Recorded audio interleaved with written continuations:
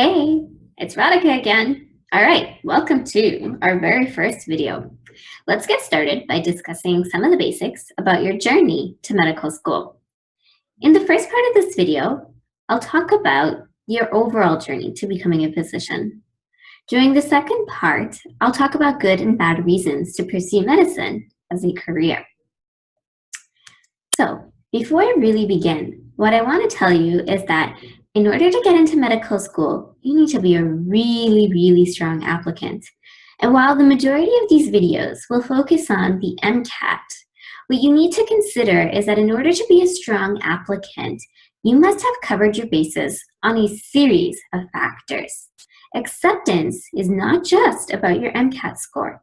You must have a stellar undergraduate GPA. You must be involved in various extracurriculars. You have to have a great MCAT score. Now, a lot of this is part of the preparatory stages. On top of that, you have to submit an excellent application. They really take into consideration the kind of letters of recommendations you can get and how well you can write a personal statement. Furthermore, if you get invited to an interview, your performance and how strongly you posit yourself as a good candidate to becoming a future physician is also really important. Your interview gets factored in too. Now, after having taken all of these into consideration, medical schools actually make a decision, and that leads to being accepted, rejected, or waitlisted. Okay, so now that you've made up your mind that you're going to pursue medicine, you know about some of the factors that are actually involved. Let's talk about what this journey will entail. It's a long road to becoming a doctor. You begin with your undergraduate studies. Now, your undergraduate studies are typically 3 to 4 years long. In the first half of those studies, you're working on acquiring certain prerequisite courses in order to actually complete your degree. A lot of students also prepare for their MCAT during their undergraduate studies. They actually write it, rewrite it if necessary, and then take that score and start applying. Now, the next stage to medical school is a little bit of an optional stage.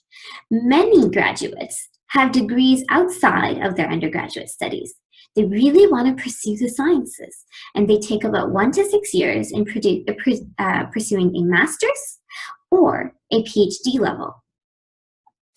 Now, if this is not something you're looking into, once you've written your MCAT and you've successfully gotten in, you begin medical school, finally.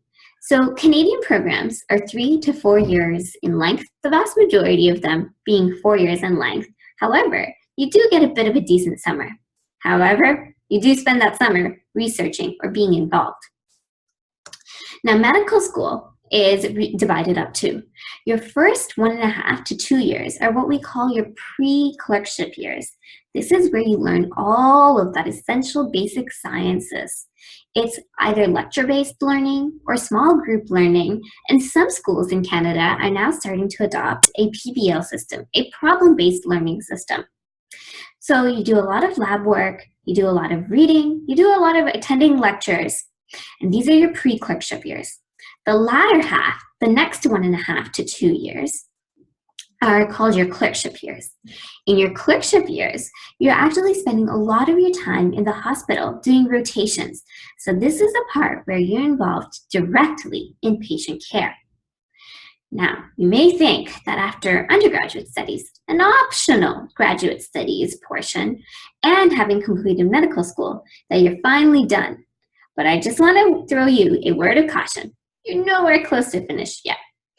By the end of 3 years or 4 years of medical school, yes, you are a physician. However, you still have to specialize, and these are your residency years.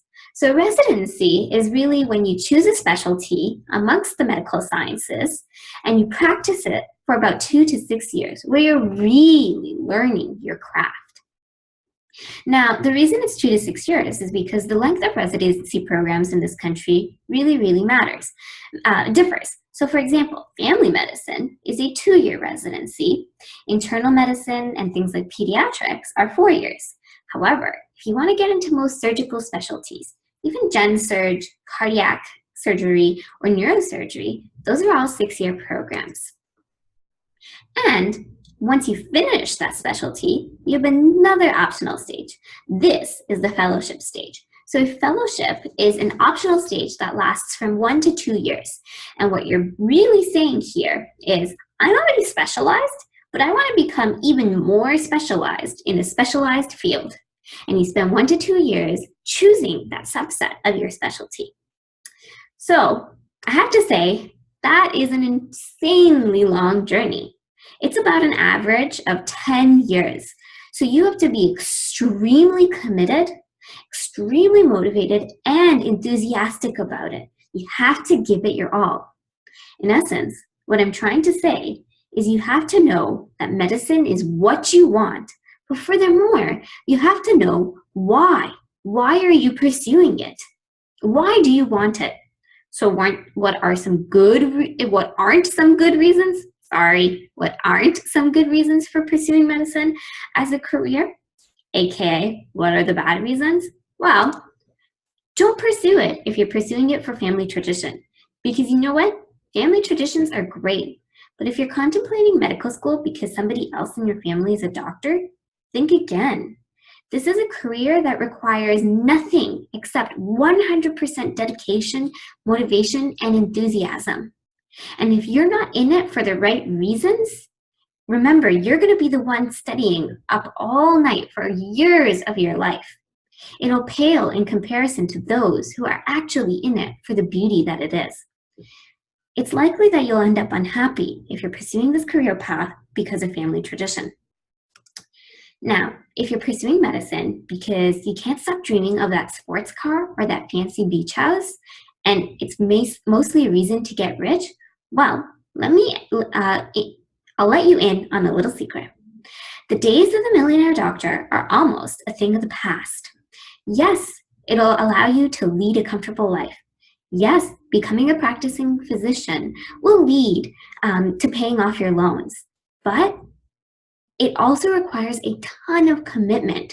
It's a tough practice day in and day out, and money probably won't be satisfactory enough further down the road.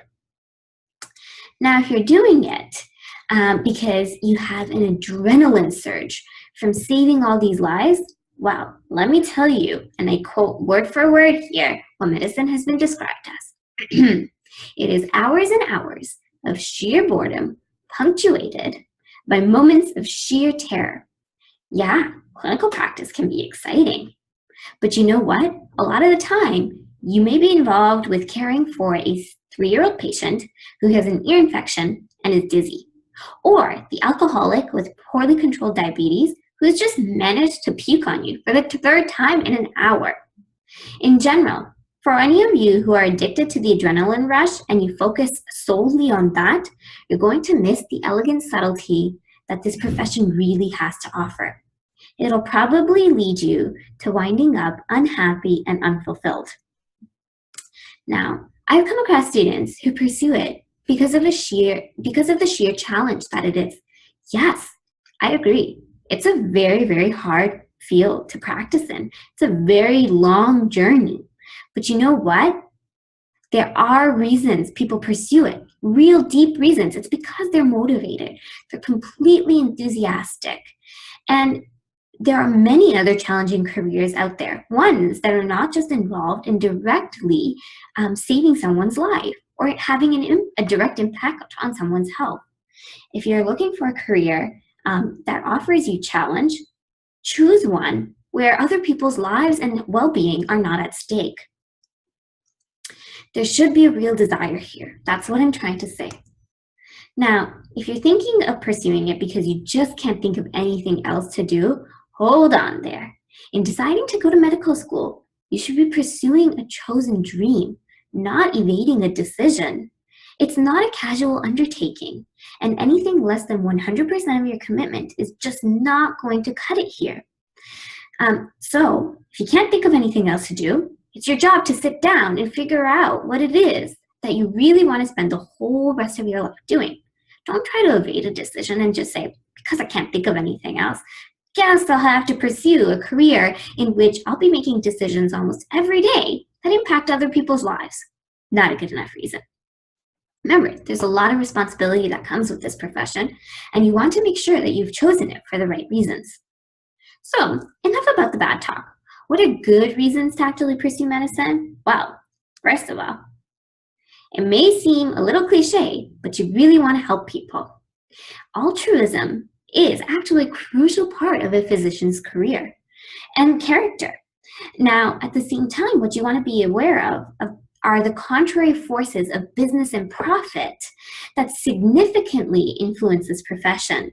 You may be motivated to act in certain ways. You may be trained to act in certain ways, altruistically, most likely. However, there are contrary forces, and you should be aware of that. You should be aware that they don't lead to one of your sources of dissatisfaction. What else? Well, you have to have a fascination with the human body. Not only will it help you with going through hours and hours of sitting through anatomy class, but it'll also help you at your patient's bedsides, late into the wee hours of the night or early into the cracking dawn.